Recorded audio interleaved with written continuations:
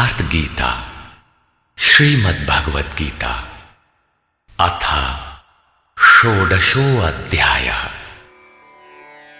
योगेश्वर भगवान श्री कृष्ण के प्रश्न प्रस्तुत करने की अपनी विशिष्ट शैली है।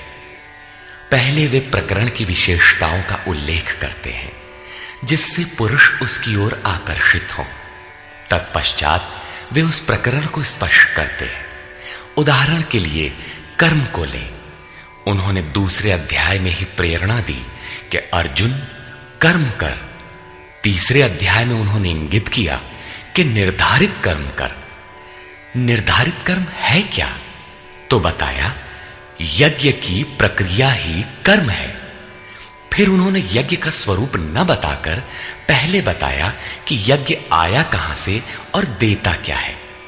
चौथे अध्याय में 13-14 विधियों से यज्ञ का स्वरूप स्पष्ट किया जिसको करना कर्म है। यहां कर्म स्पष्ट होता है जिसका शुद्ध अर्थ है योग चिंतन, आराधना, जो मन और इंद्रियों की क्रिया से संपन्न होता है। इसी प्रकार उन्होंने अध्याय 9 में दैवी और आसुरी संपद का नाम लिया। उसकी विशेषताओं पर बल दिया कि अर्जुन आसुरी स्वभाव वाले मुझे तुच्छ कहकर पुकारते हैं। हूं तो मैं भी मनुष्य शरीर के आधार वाला, क्योंकि मनुष्य शरीर में ही मुझे यह स्थिति मिली है। किंतु आसुरी स्वभाव वाले, मूढ़ स्वभाव वाले मुझे नहीं भजते, जबकि दैवी संपत्त से युक्त भक्तजन अनन्य श्रद्धा से मुझे उपासते हैं। किंतु इन संपत्तियों का स्वरूप, उनका गठन अभी तक नहीं बताया गया। अब अध्याय 16 में योगेश्वर उनका स्वरूप स्पष्ट करने जा रहे हैं, जिनमें प्रस्तुत है पहले दैवी संपद के लक्षण। श्री भगवान वाच।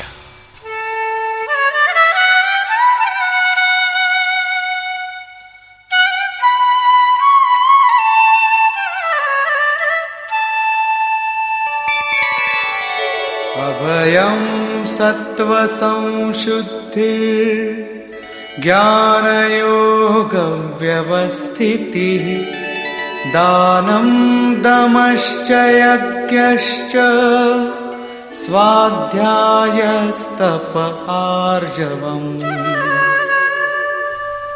भय का सर्वथा अभाव, अंतःकरण की शुद्धता, तत्व ज्ञान के लिए ध्यान में दृढ़ स्थिति अथवा निरंतर लगन, सर्वस्व का समर्पण, इंद्रियों का भली प्रकार दमन, यज्ञ का आचरण, जैसा स्वयं श्री कृष्ण ने अध्याय 4 में बताया है। संयमाग्नि में हवन, इंद्रियाग्नि में हवन, प्राण अपान में हवन और अंत में ज्ञानाग्नि में हवन, अर्थात आराधना की प्रक्रिया जो केवल मन और इंद्रियों की अंतर क्रिया से संपन्न होती है। तिल, जौ, वेदी इत्यादि सामग्रियों से होने वाले यज्ञ का इस गीतोक्त यज्ञ से कोई संबंध नहीं है। श्री कृष्ण ने ऐसे किसी कर्मकांड को यज्ञ नहीं माना। स्वाध्याय अर्थात स्वस्वरूप की ओर अग्रसर कराने वाला अध्ययन। तप अर्थात मन सहित इंद्रियों को इष्ट के अनुरूप ढालना, तथा आर्जवम शरीर और इंद्रियों सहित अंतःकरण की सरलता। अहिंसा सत्यम क्रोधस् त्यागः शान्तिरपैशुनम् दया भूतेष्वलोलुप्त्वम् मार्दवम् ह्रीरचापलम्। अहिंसा अर्थात आत्मा का उद्धार, आत्मा को अधोगति में पहुंचाना ही हिंसा है। श्री कृष्ण कहते हैं, यदि मैं सावधान होकर कर्म में न बरतूं तो इन संपूर्ण प्रजा का हनन करने वाला और वर्ण संकर का कर्ता हूं। आत्मा का शुद्ध वर्ण है परमात्मा।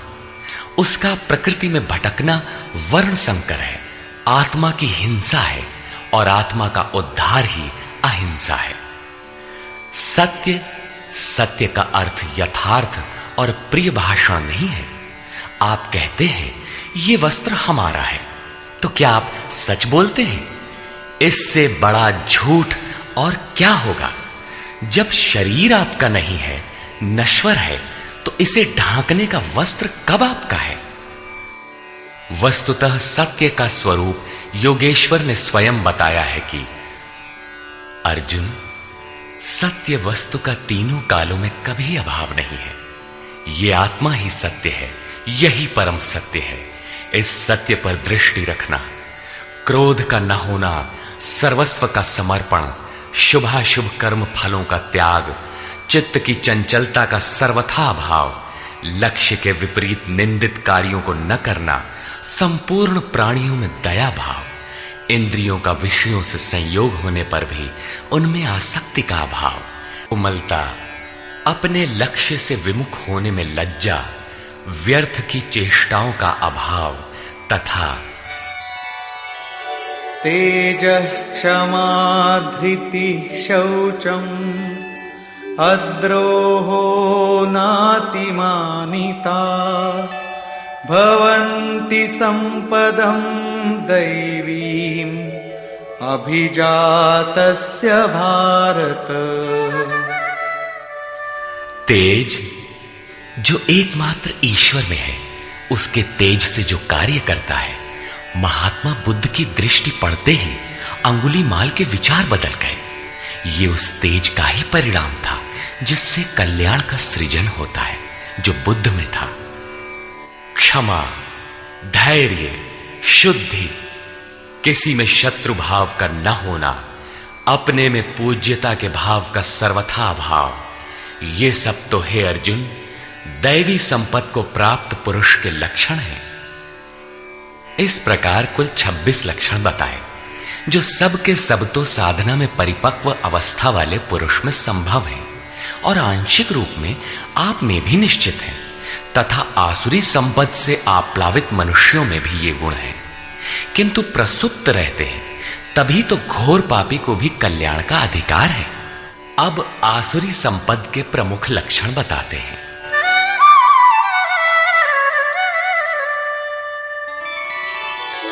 दम्भो दर्पोऽभिमानश्च क्रोधः पारुष्यमेव च अज्ञानं चाभिजातस्य पार्थ संपदमासुरी।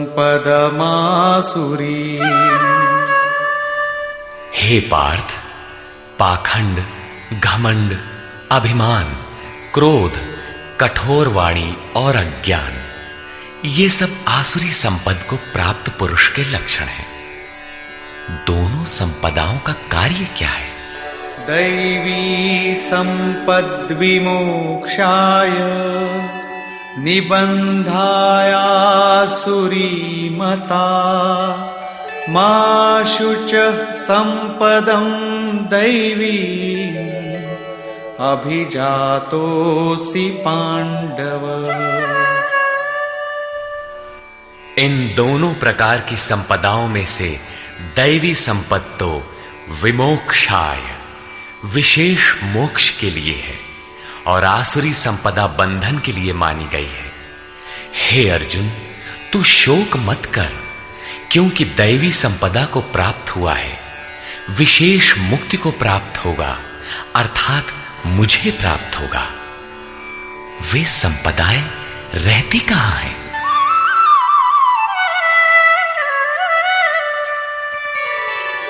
द्वौ भूतसर्गौ लोकेऽस्मिन् दैव आसुर एव च दैवो विस्तरशः प्रोक्त आसुरं पार्थ मे शृणु। हे अर्जुन, इस लोक में भूतों के स्वभाव दो प्रकार के होते हैं, देवों के जैसा और असुरों के जैसा। जब हृदय में दैवी संपद कार्य रूप ले लेती है तो मनुष्य ही देवता है, और जब आसुरी संपद का बाहुल्य हो तो मनुष्य ही असुर है। सृष्टि में ये दो ही जातियां हैं, वो चाहे अरब में पैदा हुआ हो चाहे ऑस्ट्रेलिया में, कहीं भी पैदा हुआ हो, बशर्ते है इन दो में से ही।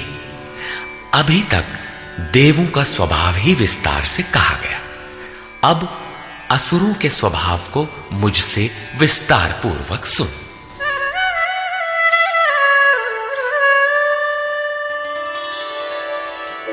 प्रवृत्तिञ्च निवृत्तिञ्च जना न विदुरासुराः न शौचं नापि चाचारो न सत्यं तेषु विद्यते। हे अर्जुन, असुर लोग कार्यम कर्म में प्रवृत्त होने और अकर्तव्य कार्य से निवृत्त होना भी नहीं जानते, इसलिए उनमें न शुद्धि रहती है, न आचरण और न सत्य ही रहता है। उन पुरुषों के विचार कैसे होते हैं? असत्यम प्रतिष्ठं ते जगदाहुरनीश्वरम् अपरस्पर संभूतं किमन्यत् काम हेतुकम्। वे आसुरी प्रकृति वाले मनुष्य कहते हैं कि जगत आश्रय रहित है, सर्वथा झूठा है और बिना ईश्वर के अपने आप स्त्री पुरुष के संयोग से उत्पन्न हुआ है, इसलिए केवल भोगों को भोगने के लिए है, इसके सिवाय और क्या है?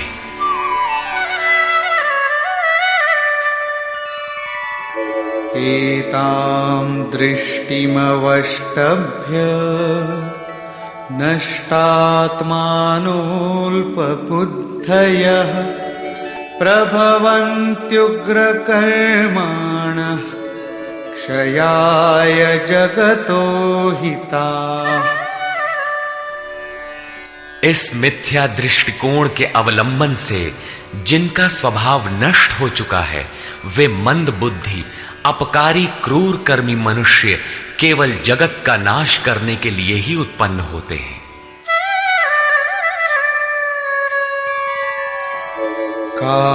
काममाश्रित्य दुष्पूरम् दम्भमानमदान्विताः मोहाद् गृहीत्वात् सद्ग्राहान् प्रवर्तन्ते शुचिव्रताः।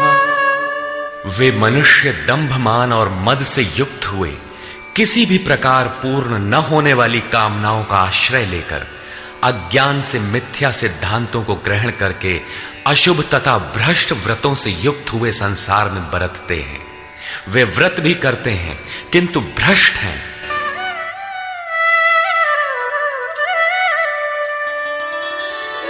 चिंताम परिमेयांच प्रलयांतामुपाश्रिताः कामोपभोगपरमा एतावदिति निश्चिताः।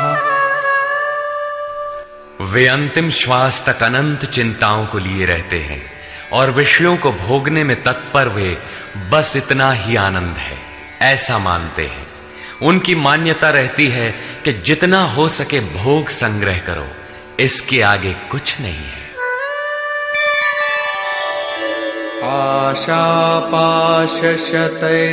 आशापाशशतैर्बद्धाः कामक्रोधपरायणाः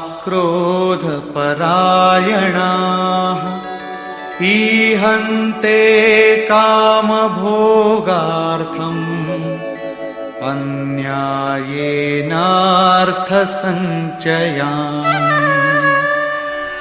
आशा रूपी सैकड़ों फांसियों से एक फांसी से ही लोग मर जाते हैं, यहां सैकड़ों फांसियों से बंधे हुए काम क्रोध के परायण विषय भोगों की पूर्ति के लिए वे अन्याय पूर्वक धनाधिक बहुत से पदार्थों को संग्रह करने की चेष्टा करते हैं।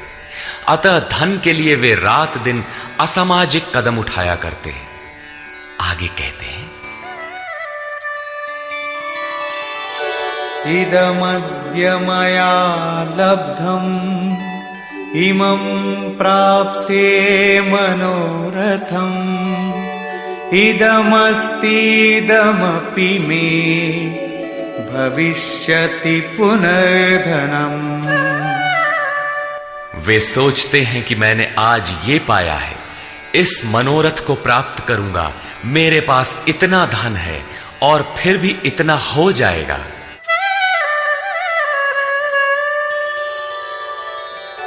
असौ मया हतः शत्रुः हनिष्ये चापरानपि ईश्वरोऽहमहं भोगी सिद्धोऽहं बलवान् सुखी। वो शत्रु मेरे द्वारा मारा गया और दूसरे शत्रुओं को भी मैं मारूंगा। मैं ही ईश्वर और ऐश्वर्य का भोगने वाला हूं। मैं ही सिद्धियों से युक्त बलवान और सुखी हूं। आढ्योऽभिजनवानस्मि कोऽन्योऽस्ति सदृशो मया यक्ष्ये दास्यामि मोदिष्य इत्यज्ञानविमोहिताः। मैं बड़ा धनी और बड़े कुटुंब वाला हूं। मेरे समान दूसरा कौन है? मैं यज्ञ करूंगा, मैं दान दूंगा, मुझे हर्ष होगा। इस प्रकार के अज्ञान से वे विशेष मोहित रहते हैं। क्या यज्ञ दान भी अज्ञान है? इस पर श्लोक 17 में स्पष्ट किया है। इतने पर भी वे नहीं रुकते, बल्कि अनेक भ्रांतियों के शिकार रहते हैं। इस पर कहते हैं,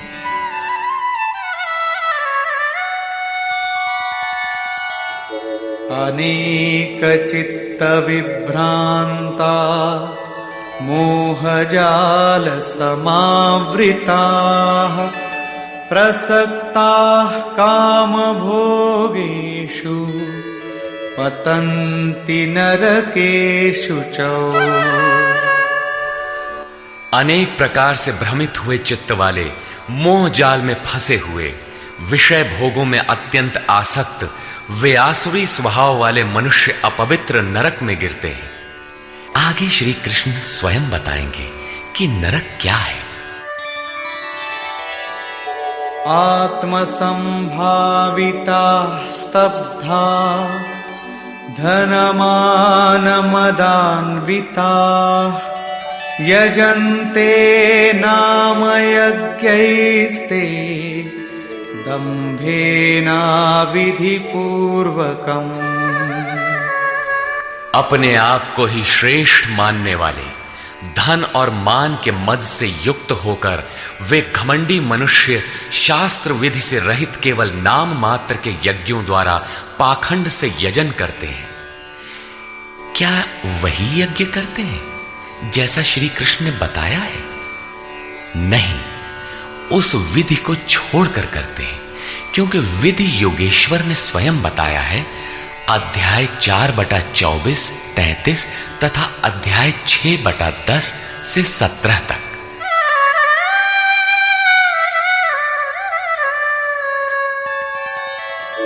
अहंकारं बलं दर्पं कामं क्रोधं च संश्रिताः मामात्मपरदेहेषु प्रद्विषन्तोऽभ्यसूयकाः। वे दूसरों की निंदा करने वाले, अहंकार, बल, घमंड, कामना और क्रोध के परायण हुए पुरुष अपने और दूसरों के शरीर में स्थित मुझ अंतर्यामी परमात्मा से द्वेष करने वाले हैं। शास्त्र विधि से परमात्मा का सुमिरन एक यज्ञ है। जो इस विधि को त्याग कर नाम मात्र का यज्ञ करते हैं, यज्ञ के नाम पर कुछ न कुछ करते ही रहते हैं। वे अपने और दूसरे के शरीर में स्थित मुझ परमात्मा से द्वेष करने वाले हैं। लोग द्वेष करते ही रहते हैं और बच भी जाते हैं। क्या ये भी बच जाएंगे? इस पर कहते हैं, नहीं। तानहं द्विषतः क्रूरान् संसारेषु नराधमान् क्षिपाम्यजस्रमशुभान् आसुरीष्वेव योनिषु। मुझसे द्वेष करने वाले उन पापाचारी क्रूर कर्मी नराधमों को मैं संसार में निरंतर आसुरी योनियों में ही गिराता हूं।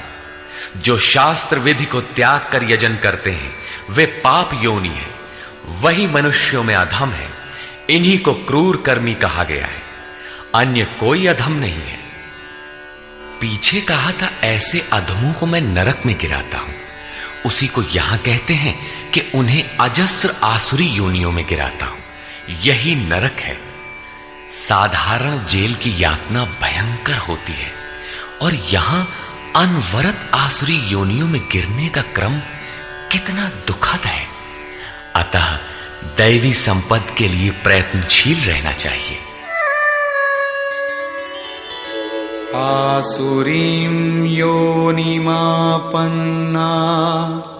मूढ़ा जन्मनि जन्मनि मामप्राप्यैव कौन्तेय ततो यान्त्यधमां गतिम्। कौन्तेय, मूर्ख मनुष्य जन्म जन्मांतरों तक आसुरी योनि को प्राप्त हुए मुझे न प्राप्त होकर पहले से भी अति नीच गति को प्राप्त होते हैं, जिसका नाम नरक है। अब देखें नरक का उद्गम क्या है।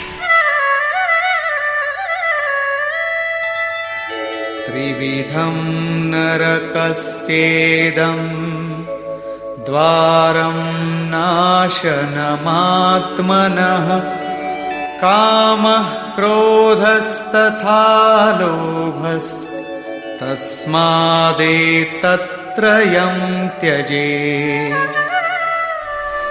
काम, क्रोध और लोभ ये तीन प्रकार के नरक के मूल द्वार हैं। ये आत्मा का नाश करने वाले, उसे अधोगति में ले जाने वाले हैं। अतः इन तीनों को त्याग देना चाहिए। इन्हीं तीनों पर आसुरी संपत्ति टिकी हुई है। इन्हें त्यागने से लाभ एतैर्विमुक्तः कौन्तेय तमोद्वारैस्त्रिभिर्नरः आचरत्यात्मनः श्रेयः ततो याति परां गतिम्। कौन्तेय, नरक के इन तीनों द्वारों से मुक्त हुआ पुरुष अपने परम कल्याण के लिए आचरण कर पाता है, जिससे वो परम गति अर्थात मेरे को प्राप्त होता है। इन तीनों विकारों को त्यागने पर ही मनुष्य नियत कर्म करता है, जिसका परिणाम परम श्रेय है।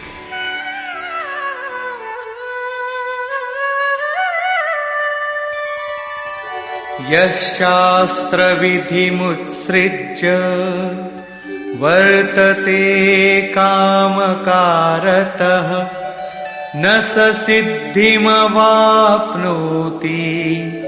न सुखं न परां गतिम्। जो पुरुष उपर्युक्त शास्त्र विधि को त्याग कर अपनी इच्छा से बरतता है, वो न सिद्धि को प्राप्त होता है, न परम गति को और न सुख को ही प्राप्त होता है। अर्थात वो शास्त्र इदम गुह्यतमम शास्त्रम, गीता स्वयं पूर्ण शास्त्र है, जिसे स्वयं श्री कृष्ण ने बताया है। तस्माच्छास्त्रं प्रमाणन्ते कार्याकार्यव्यवस्थितौ ज्ञात्वा शास्त्रविधानोक्तं कर्म कर्तुमिहार्हसि। इसलिए अर्जुन, तेरे लिए इस कर्तव्य और अकर्तव्य की व्यवस्था में कि मैं क्या करूं क्या न करूं, इसकी व्यवस्था में शास्त्र ही एक प्रमाण है। ऐसा जानकर शास्त्र विधि से नियत किए हुए कर्म को ही तुझे करना योग्य है।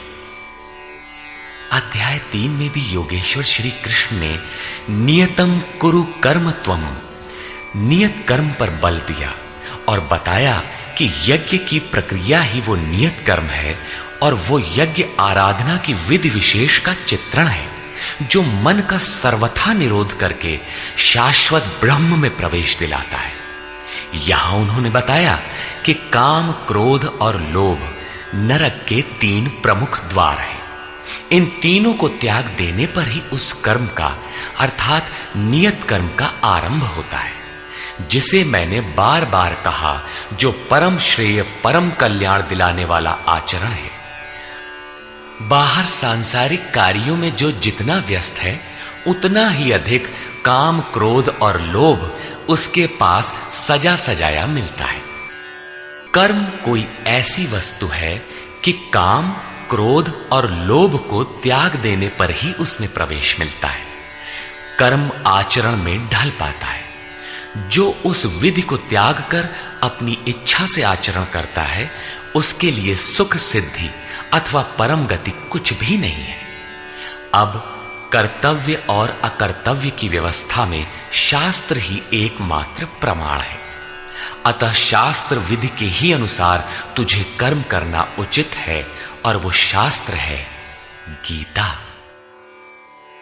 निष्कर्ष, इस अध्याय के आरंभ में योगेश्वर श्री कृष्ण ने दैवी संपद का विस्तार से वर्णन किया, जिसमें ध्यान में स्थिति, सर्वस्व का समर्पण, अंतःकरण की शुद्धि, इंद्रियों का दमन, मन का शमन, स्वरूप को स्मरण दिलाने वाला अध्ययन, यज्ञ के लिए प्रयत्न, मन सहित इंद्रियों को तपाना, अक्रोध, चित्त का शांत प्रवाहित रहना इत्यादि 26 लक्षण बताए, जो सब के सब तो इष्ट के समीप पहुंचे हुए योग साधना में प्रवृत्त किसी साधक में संभव है, आंशिक रूप से सब में है।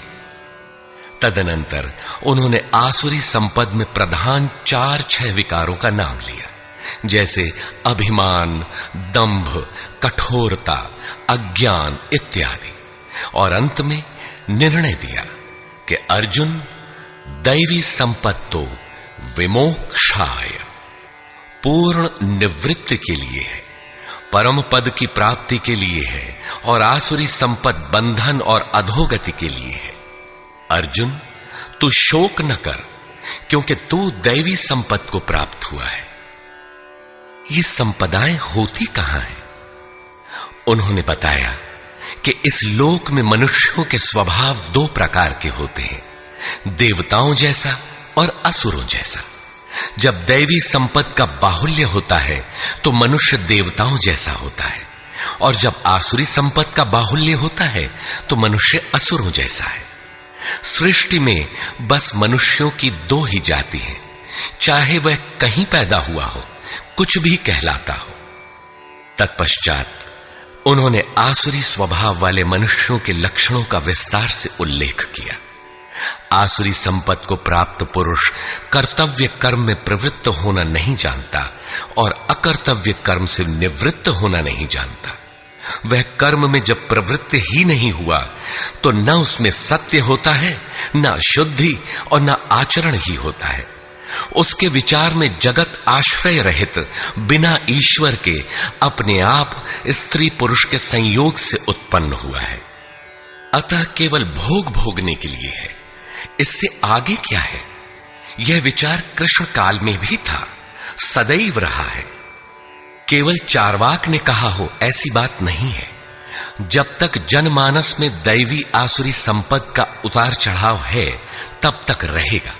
श्री कृष्ण कहते हैं, वे मंद बुद्धि वाले पुरुष सबका अहित अर्थात कल्याण का नाश करने के लिए ही जगत में पैदा होते हैं। वे कहते हैं, मेरे द्वारा यह शत्रु मारा गया, उसे मारूंगा। इस प्रकार अर्जुन, काम क्रोध के आश्रित वे पुरुष शत्रुओं को नहीं मारते, बल्कि अपने और दूसरों के शरीर में स्थित मुझ परमात्मा से द्वेष करने वाले हैं। तो क्या अर्जुन ने प्रण करके जयद्रथादि को मारा? यदि मारता है तो आसुरी संपद वाला है, उन परमात्मा से द्वेष करने वाला है। जबकि अर्जुन को श्री कृष्ण ने स्पष्ट कहा कि तू दैवी संपत्ति को प्राप्त हुआ है, शोक मत कर। यहां भी स्पष्ट हुआ कि ईश्वर का निवास सबके हृदय देश में है। स्मरण रखना चाहिए कि कोई तुम्हें सतत देख रहा है, अतः सदैव शास्त्र निर्दिष्ट क्रिया का ही आचरण करना चाहिए, अन्यथा दंड प्रस्तुत है। योगेश्वर श्री कृष्ण ने पुनः कहा कि आसुरी स्वभाव वाले क्रूर मनुष्यों को मैं बारंबार नरक में गिराता हूं। नरक का स्वरूप क्या है? तो बताया, बारंबार नीच अधम योनियों में गिरना एक दूसरे का पर्याय है। यही नरक का स्वरूप है। काम, क्रोध और लोभ नरक के 3 मूल द्वार हैं। इन तीनों पर ही आसुरी संपत्ति टिकी हुई है। इन तीनों को त्याग देने पर ही उस कर्म का आरंभ होता है जिसे मैंने बार बार बताया है। सिद्ध है कि कर्म कोई ऐसी वस्तु है जिसका आरंभ काम, क्रोध और लोभ को त्याग देने पर ही होता है। सांसारिक कार्यों में मर्यादित ढंग से सामाजिक व्यवस्थाओं का निर्वाह करने में भी जो जितने व्यस्त हैं, काम, क्रोध और लोभ उनके पास उतने ही अधिक सजे सजाए मिलते हैं। वस्तुतः इन तीनों को त्याग देने पर ही परम में प्रवेश दिलाने वाले निर्धारित कर्म में प्रवेश मिलता है। इसलिए मैं क्या करूं, क्या न करूं, इस कर्तव्य और अकर्तव्य की व्यवस्था में शास्त्र ही प्रमाण है। कौन सा शास्त्र? यही गीता शास्त्र। किमन्यई शास्त्र विस्तरई। इसलिए इस शास्त्र द्वारा निर्धारित किए हुए कर्म विशेष अर्थात यज्ञार्थ कर्म को ही तू कर। इस अध्याय में योगेश्वर श्री कृष्ण ने दैवी और आसुरी दोनों संपदाओं का विस्तार से वर्णन किया।